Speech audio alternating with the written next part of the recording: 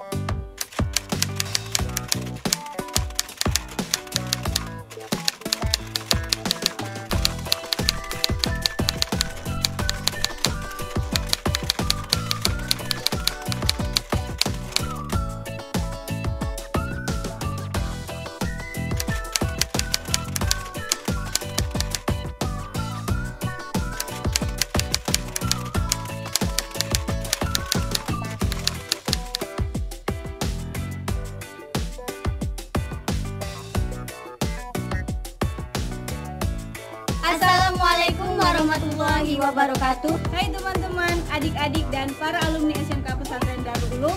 Perkenalkan, nama saya Lina Hasanah, kelas 12 dari jurusan Teknik Komputer dan Jaringan. Dan perkenalkan, nama saya Fitriani, kelas 11 dari jurusan Tata Busana. Assalamualaikum warahmatullahi wabarakatuh. Perkenalkan, nama saya Sandul Asikin dari kelas 12 jurusan Teknik Otomotif Kendaraan Ringan.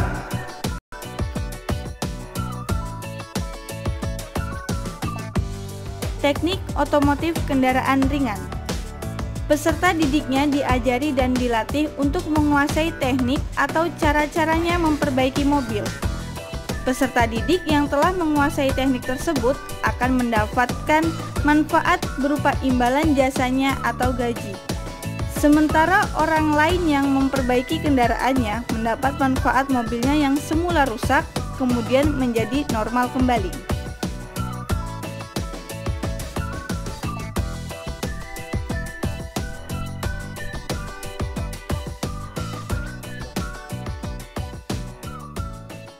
Jurusan Teknik Komputer dan Jaringan. Peserta didiknya diajari tentang mengoperasionalkan komputer, membuat jaringan antara satu komputer dengan komputer lainnya, mengisi program-program atau aplikasi-aplikasi yang bisa membantu mempermudah seseorang dalam menjalankan pekerjaannya. Contohnya, program CorelDRAW ini untuk mempermudah seseorang menggambar dengan hasil yang lebih baik. Lalu, merakit dan memperbaiki komponen komputer atau laptop.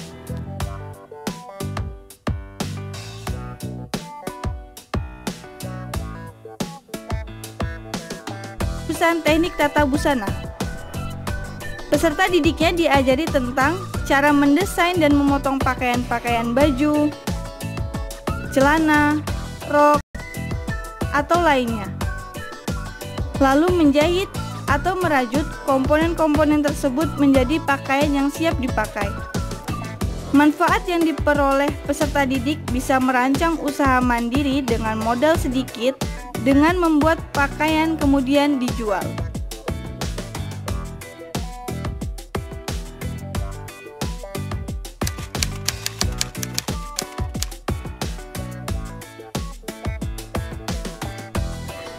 Apa yang dimaksud dengan pesantren? Pesantren adalah suatu bentuk lembaga pendidikan yang melatih peserta didiknya untuk bisa hidup mandiri dengan berpegang pada ajaran-ajaran agama Islam.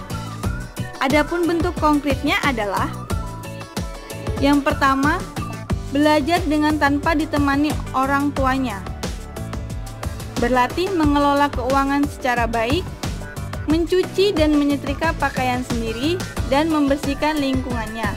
Yang kedua, berinteraksi dan menghormati teman-temannya dalam asrama. Hal ini bermanfaat bagi peserta didik mengingat ketika sudah berkeluarga, setiap orang akan hidup secara berdampingan dengan tetangga maupun orang lain di sekitarnya. Ketiga, diajari mempraktekkan amalan-amalan ibadah yang menjadi kewajibannya sebagai seorang muslim muslimah dengan benar, seperti diajari berwudu, mandi wajib, sholat, membaca Al-Quran, berdagang, membelanjakan hartanya, dan lain-lain yang benar menurut agama Islam. Contoh misal berwudu. Berwudu tidak hanya sekedar membasuh telapak tangan dan bagian wajah saja. Ada beberapa hal yang wajib diperhatikan pada saat berwudu, agar wudu kita menjadi sah, sehingga ibadah sholat kita pun menjadi sah. Apabila wudu kita tidak sah, maka semua ibadah sholat kita pun akan menjadi tidak sah. Jika ibadah sholat kita tidak sah, bagaimana kita mempertanggungjawabkan semua kewajiban ibadah kita kepada Allah Subhanahu wa Ta'ala? Nah, teman-teman, itulah pentingnya belajar di pesantren. Kita jadi tahu hal-hal yang mungkin dianggap sepele oleh kebanyakan orang, seperti dalam hal berwudu ini. Karena sebagian banyak orang bisa berwudu hanya dengan melihat contoh orang-orang berwudu saja, tanpa memperhatikan rukun dan fardu-fardu yang diwajibkan dalam berwudu.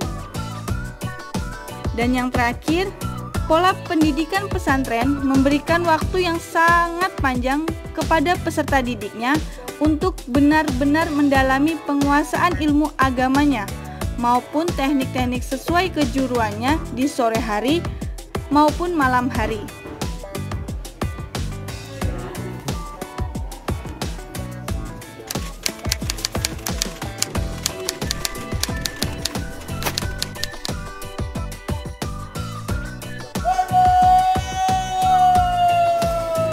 Apakah di pesantren seperti orang yang dihukum? Di pesantren jangan diartikan seperti di lembaga permasyarakatan atau penjara. Mengapa demikian?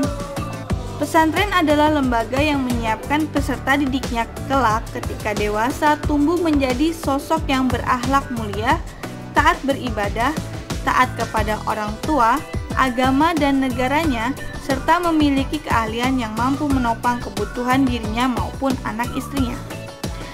Dalam rangka mencapai tujuan tersebut, maka di pesantren penggunaan HP atau TV itu dibatasi pada hari-hari tertentu. Bisa Anda bayangkan apa yang diharapkan ketika ada anak yang setiap harinya hanya menonton TV atau bermain HP, dan pengetahuan atau keterampilannya apa yang akan dihasilkan kelak ketika dewasa? Kira-kira bagaimana nasib anak dan istrinya kelak? Oleh karena itu, pembatasan-pembatasan di pesantren bukan karena pengekangan yang tidak ada manfaatnya, akan tetapi sangat bermanfaat sebagai modal untuk dapat hidup dengan layak dan bermanfaat dalam kehidupan saat dewasa.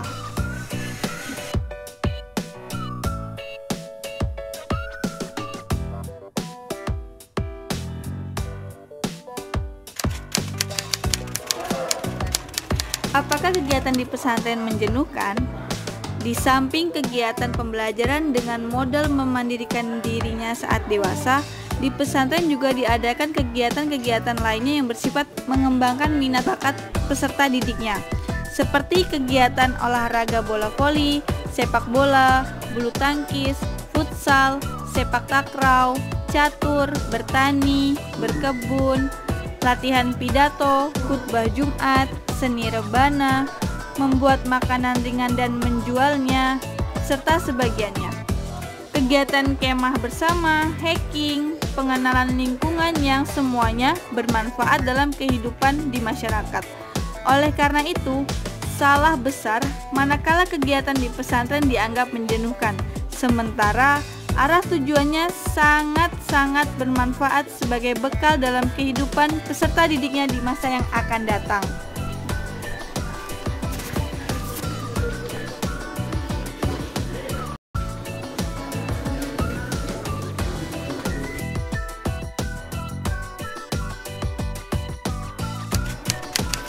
Berbicara soal biaya, apakah di pesantren Darul Ulum memerlukan biaya yang besar atau mahal?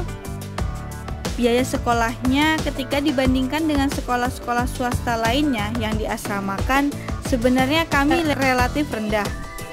Bila dibandingkan dengan sekolah-sekolah yang tidak diasramakan, seharusnya perbandingannya adalah durasi atau panjang waktu pembelajarannya. Kalau tidak di asrama, waktu belajarnya berkisar 6-8 jam per hari. Hal ini berbeda bila diasramakan, maka pemantauannya adalah 24 jam. Terkait biaya makan, minum, sabun, dan keperluan sehari-hari, dimanapun keberadaan semua orang membutuhkan hal tersebut. Artinya, di rumah pun seharusnya orang tua harus menghitung biaya untuk kebutuhan tersebut. Artinya, secara biaya sama dengan di rumah, cuman biaya yang dari rumah digeser ke pondok. Apabila ada peserta didik yang memang secara kondisi perekonomiannya di bawah rata-rata, Pondok Pesantren Darul Ulum juga siap memberikan solusi supaya tetap bisa mengikuti dengan cara orang tuanya datang langsung dengan memohon keringanan biaya ke pondok.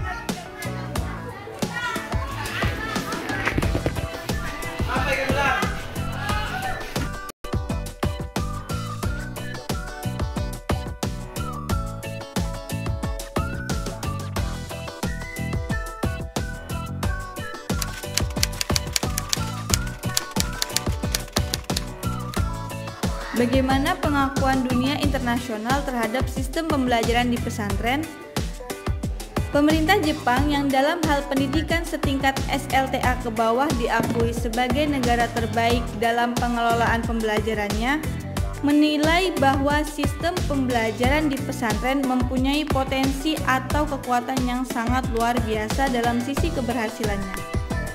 Hal ini terwujud bahwa pesantren Darul Ulum Panglima Kobar pada tahun 2019 telah dikunjungi utusan dari Kedutaan Besar Jepang dan diikutsertakan sebagai salah satu dari 9 pesantren se-Indonesia untuk mempelajari sistem dan kreativitas pembelajaran di Jepang.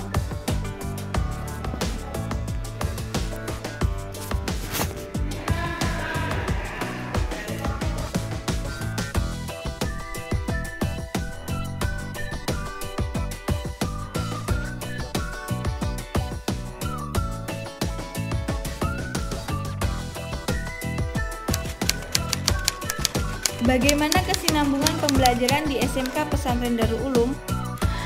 Mulai tahun pelajaran 2020-2021, SMK Pesantren Darul Ulum mengelola bisnis center atau tempat usaha sesuai dengan jurusan yang ada di SMK, yaitu bengkel mobil dan reparasi komputer serta HP yang berada di Jalan Ahmad Yani kilometer 5 yang hanya berjarak 2 km dari pesantren. Tempat usaha tersebut juga bisa dijadikan peserta didik yang telah lulus untuk mengasah dan mematangkan keahliannya sesuai dengan jurusannya masing-masing. Pembukaan bisnis center secara peralatan dari prasarana dan sarananya ini juga semakin memperkuat media pembelajaran anak. Artinya, media pembelajaran di SMK Pesantren Darul Ulum semakin lengkap dibandingkan tahun-tahun sebelumnya.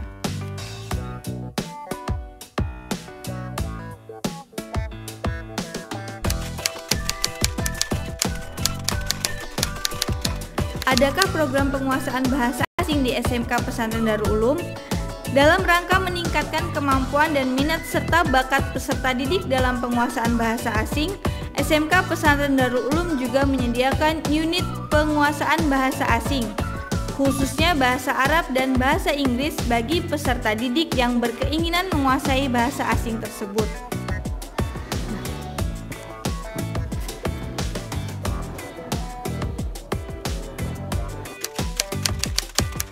Bagaimana dengan peluang kerja bagi lulusan SMK Pesantren Darul Ulum? Business Center merupakan media yang mengarahkan peserta didik untuk menjadi sosok yang benar-benar mandiri, yaitu berkreasi tanpa menggantungkan pada pihak lain. Akan tetapi di luar itu, SMK Pesantren Darul Ulum juga selalu melakukan komunikasi dan koordinasi dengan dunia industri untuk menyalurkan lulusannya sebagai tenaga kerja. Lulusan SMK Pesantren Darul Ulum yang di Jawa sudah banyak yang bekerja di PT Honda Prospek Motor, PT Kemko Kerawang dan Cikarang, PT Michirin, PT Trikarya, dan PT Moratelindo.